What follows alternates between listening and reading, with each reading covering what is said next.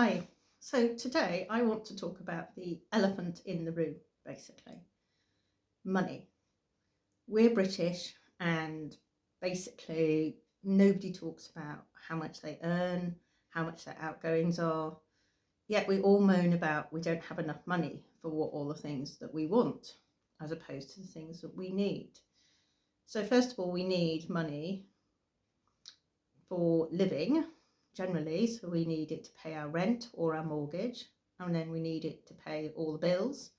And I know at the moment there's a crisis going on with having, the energy going up, the mortgage rate is going up, but not everybody is affected by the mortgage going up. My mortgage is fixed. I fixed it long enough to go through Brexit. And this time it's worked in my favour, but 12 years ago I fixed it. Well, it's probably more than 12 years. Probably about 15 years ago I fixed it, and 12 years ago when the bubble burst, I was caught out. Everyone else was paying 1% and I was paying still 6%. I was on the variable and I couldn't shift it to anything lower, and I was like that for 2 years. So I was also in the category of having teenagers that needed support, and I needed to find tutors. And I actually needed 5 subjects, but I ended up doing maths myself and the sciences myself. English I got help with, and then my daughter chose to do photography and drama and music. So the other 3 I couldn't do. My music wasn't good enough, even though I've got grade 5, but not at today's standards and what's needed. It's very different when you've done it as opposed to when you're teaching something, even though you've got the equivalent of a GCSE in it. So I went and got help. So the way that I did it was that I actually put my house into interest only for the years that I needed for the tutoring, because there wasn't enough disposable income in the household to actually pay for even one lesson. So that's what I did. I'm not saying that you go and do that. What I found also to get money so that when we went away on holiday, it was always the child benefit that paid for most of it, but also I also cut food bill. I'd cut food out. So one of the things that went out were all the treats, and which was really mainly chocolate, because they're girls and they like chocolate. I'm not saying that boys don't, but I only got girls. So that's what I did, and I made cutbacks in other areas so that I could pay for the tutoring that was needed. For me, it was really only a year that I actually really desperately needed it,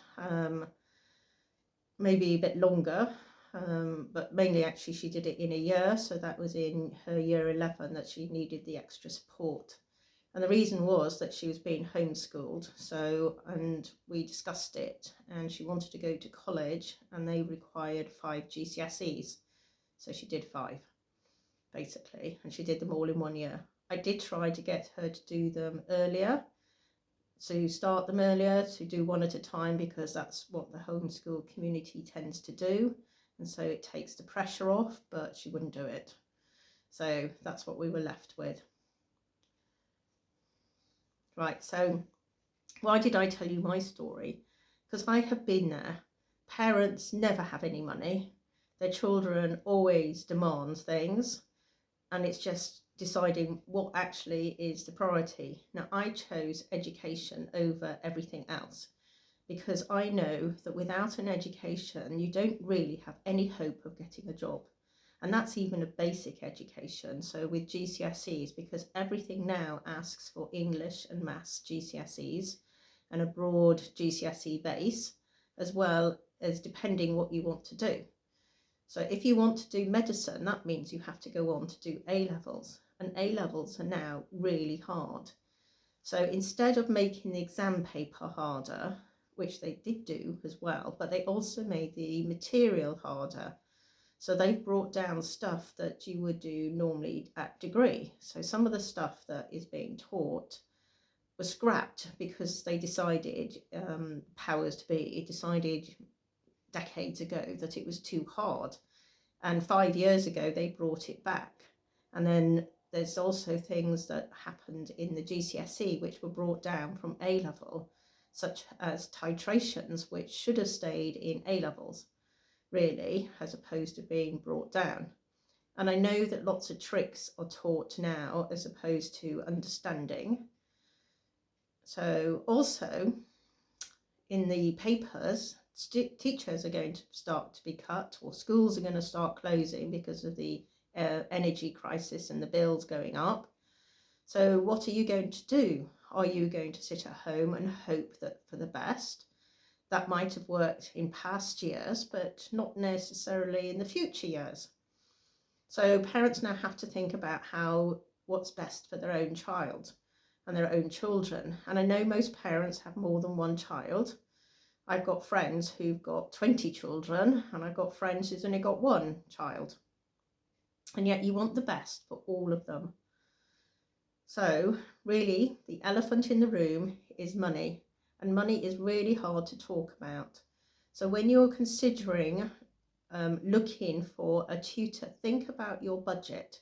Think what you can put aside. Think about where you can make cuts, even temporarily cuts. You know, the cutting out chocolate, that's say £200 a month, I discovered. You know, not travelling all over the place, cutting down on the holidays, not going abroad. One family spent all of their holiday money on tutoring, which I was really surprised about, but really that's what they decided that their child needed to get through GCSEs. And it was only a year. They only missed holidays for a year.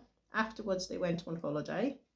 And this child was going to a private school as well, so they were paying for smaller classes, and yet he was still struggling.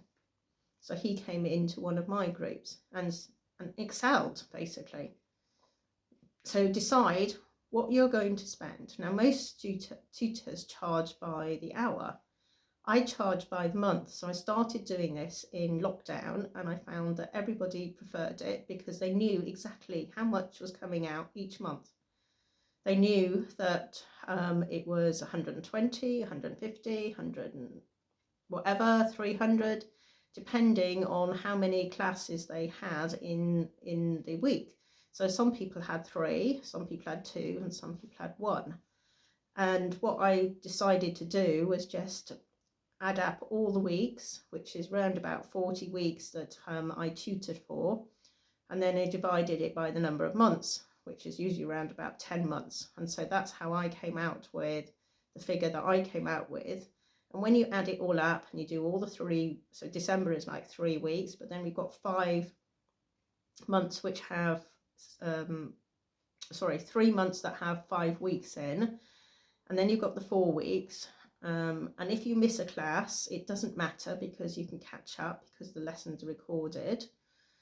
So it really doesn't actually matter whether you pay weekly or monthly or hourly, but it's easier for the tutor because tutors also have bills to pay. I have a mortgage, I have bills to pay. I'm supporting a child that's just graduated from university to help her set up. That's the youngest one. The oldest one is now set up. You might be supporting other children through university. You might not have got there yet. So, you know, tutors have bills too. So trying to say, oh, can you do it for a £5? Well, the minimum wage is actually £9.50 for anyone over 25 years old. So really, you shouldn't be paying less than that. And it's not just the hour that you're teaching. There's also the prepping behind. So I'm doing an extra class for my A-levels because they've all got tests coming up for some work. So they've already had their 2 lessons this week. Some of them have already booked in for the one-to-one, but I discovered yesterday in the group that there are 3 of them that want to do, are doing a test in the same topic. So I've put on an extra lesson, and because I charge per month, I'm not charging per hour. I can do that. So that's what I do. I pull people out and give them extra lessons and extra support.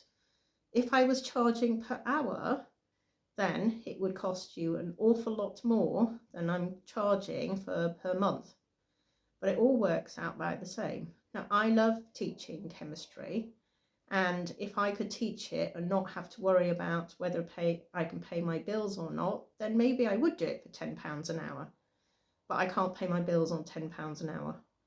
I can only pay my bills based on whatever program you come into per month. I also ask for it to be paid up front, and the reason is that I've had experience in the past where people have not paid and they've had lessons and they keep making promises. Now that is just really rude, and also it's actually theft. So we don't want to put you in that position. I always turn up. I've been doing this 8 years. I've always turned up. I'm always on time. Bar the traffic problems when it was face to face. I couldn't help anything to do with that. If suddenly, like Tuesday, when it started raining all day and everyone took their cars to work, and I got caught in the traffic problems. But I was back in time to teach online. So, just to recap then, set aside a budget. What you think you can afford, whether you can cut anything anywhere else, and it's only for a very short time. But it will have a huge impact on your child's education for the next 10, 20, 30 years of their lives. It will affect whether they go and do medicine or not, whether they get any qualifications or not. So just think about it. Don't just go in looking for a tutor and not actually have a budget set aside, because that's a waste of everybody's time. Stop shop windowing, going around trying out all the tutors. All the tutors, or most of the tutors, or teachers, so they all have qualifications anyway. And so therefore, you don't go into a school asking the head teacher if everybody in the school is qualified. Look at the reviews of everybody that you're looking at. So I have excellent reviews. Last year, they all got A's and A stars.